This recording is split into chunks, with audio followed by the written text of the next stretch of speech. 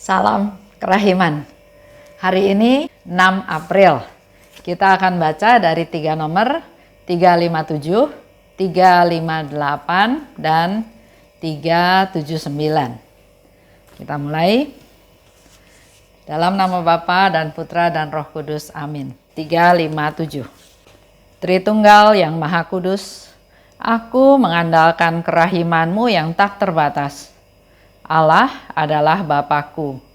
Oleh karena itu, aku, anaknya, memiliki hak untuk minta apa saja kepada hati ilahinya. Dan semakin pekat kegelapanku, akan semakin penuhlah harapanku. 358. Aku tidak memahami bagaimana mungkin orang tidak mengandalkan Dia yang dapat mengerjakan segala sesuatu.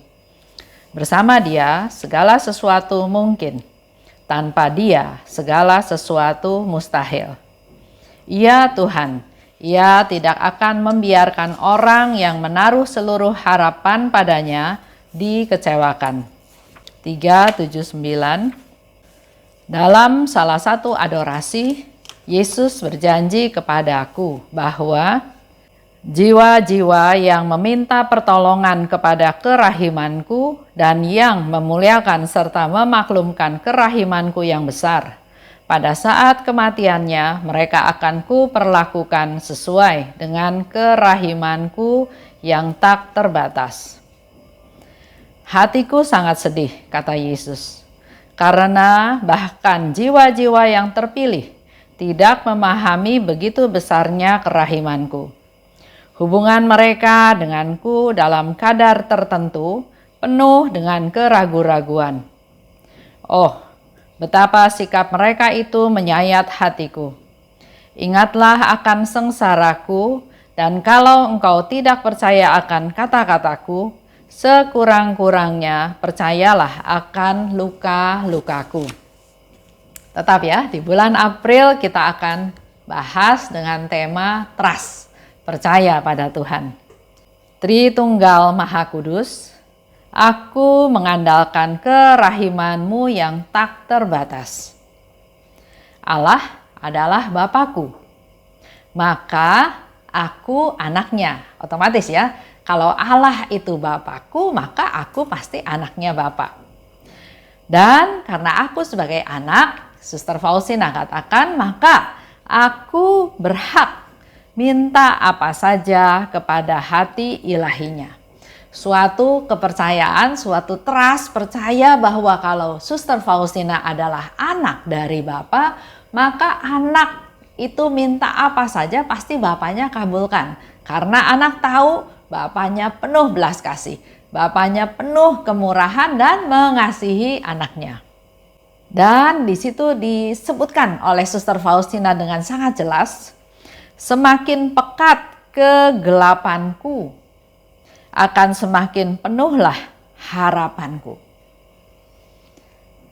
Kita suka berpikir kalau dosanya, contohlah ke orang ya, kalau dosanya dia ringan, oke lah dia minta maaf, saya maafkan.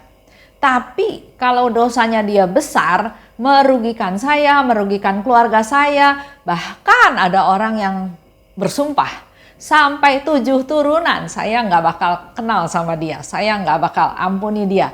Karena orang itu punya kesalahan yang besar, yang sepertinya tidak bisa dimaafkan. Nah, beda dengan apa yang Suster Faustina tadi katakan. Dia bisa berkata seperti itu karena dia punya trust, dia percaya penuh pada Tuhan, dia percaya kerahiman Tuhan, dia percaya Tuhan mengasihi dia, sehingga dikatakan, semakin pekat kegelapanku. Semakin pekat berarti kita akan semakin butuh terang ya, semakin butuh rahmat Tuhan. Di sini dikatakan semakin pekat akan semakin penuhlah harapanku. Karena Allah itu memberi tidak berkesudahan. Jadi walaupun dia mengalami satu kepekatan yang sangat pekat, tapi Suster Faustina yakin semakin penuhlah harapanku, karena yang pekat itu nanti akan menghilang karena terang dari Tuhan. Dan terangnya Tuhan itu bisa mengalahkan segala macam kepekatan. Beda dengan orang yang contoh kayak Yudas ya. Dia pikir dia menjual Yesus. Dia menyesal. Dia kembalikan uangnya. Tapi uangnya kan nggak diterima. Dia merasa bersalah, dia merasa berdosa, dia merasa malu. Akhirnya dia bunuh diri. Karena dia nggak tahu atau nggak percaya Tuhan itu bisa mengampuni dia. Contoh ya, kalau saya contoh lah ya.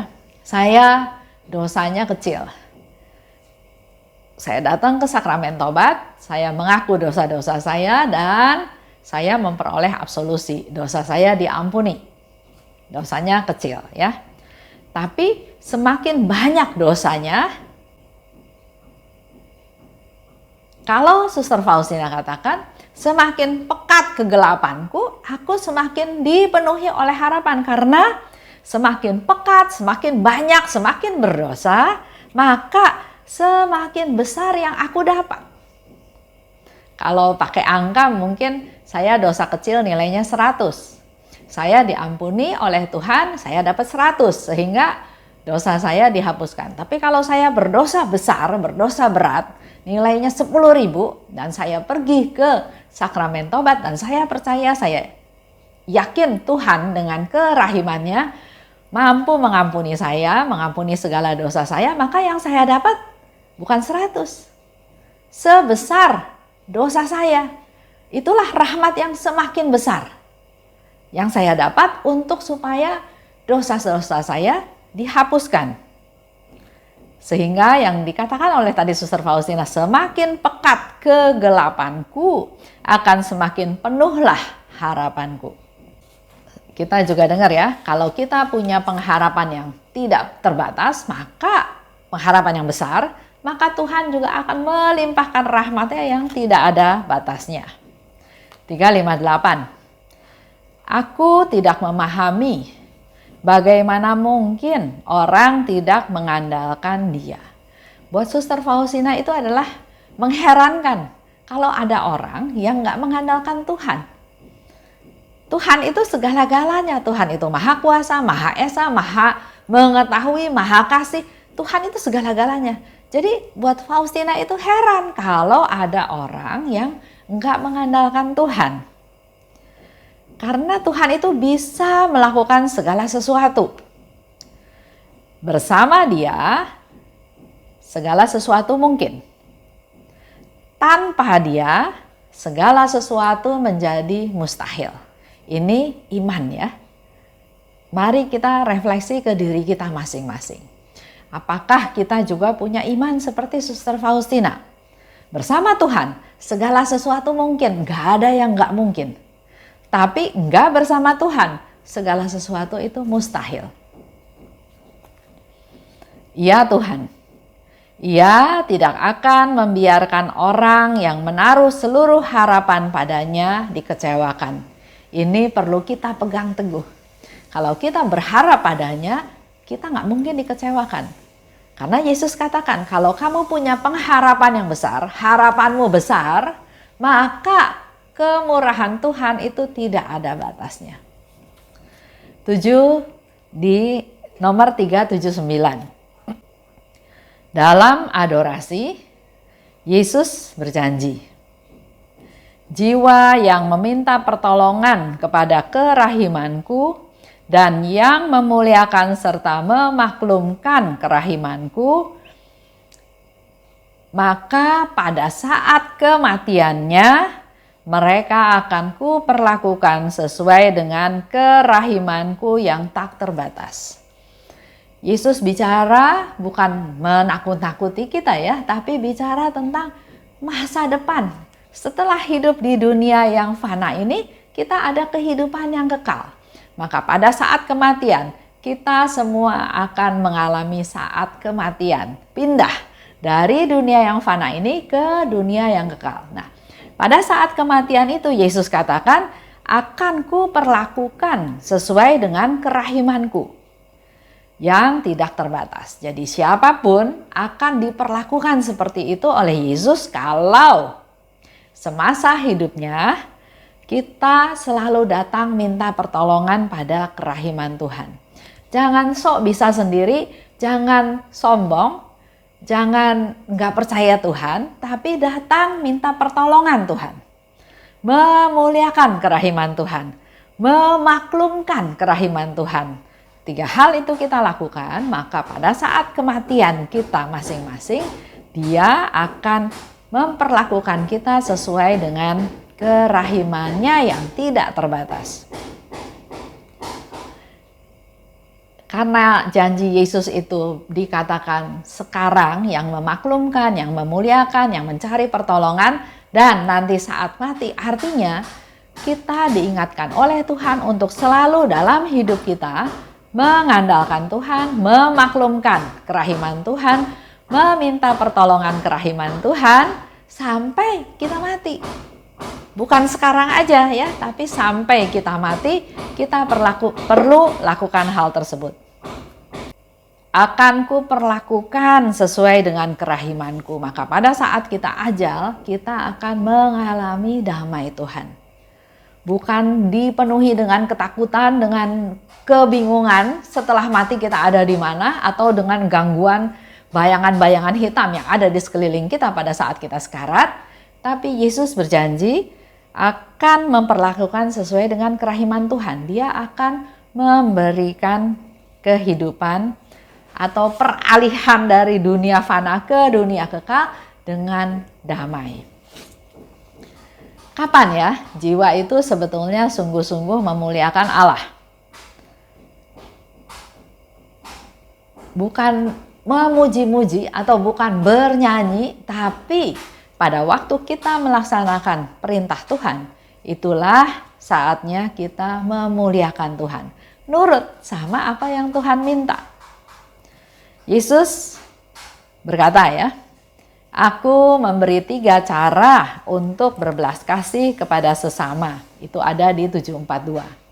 Melalui perbuatan, melalui perkataan kita, juga melalui doa-doa kita. Itulah yang perlu kita lakukan. Dengan cara ini, suatu jiwa memuliakan dan menghormati kerahimanku. Itu jelas ditulis di 742. Jadi kalau kita berbelas kasih dengan perkataan, dengan perbuatan, dengan doa, maka kita sudah memuliakan dan menghormati kerahiman Tuhan. Tadi bicara memuliakan. Sekarang contoh memaklumkan. Apa yang dimaksud dengan memaklumkan? Memaklumkan. Pantulkan kemurahan hatiku di dalam hati dan perbuatan-perbuatanmu sendiri.